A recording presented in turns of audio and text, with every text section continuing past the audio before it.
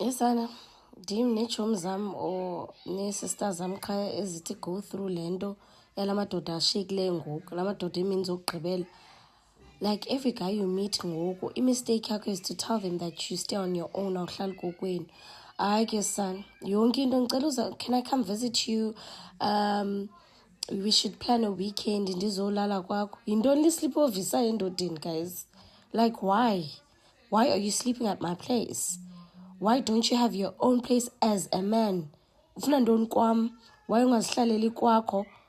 Hayi guys, asanosiphilisa kabuhlungu. Ngokufuneka sibe sixoka sithi hayi ndihlala ekhaya because we scared that you're gonna wanna come sleep over. Yintoni le ivizithisayo kula madoda ashiyekileyo? Guys, please. Sanosiphilisani kabuhlungu. You andiyi-understand. Indaba yoba okanye athi ngicela undirequestele ndizolala kwakho. Uzorequestela kwandim? Hayi guys, ayini.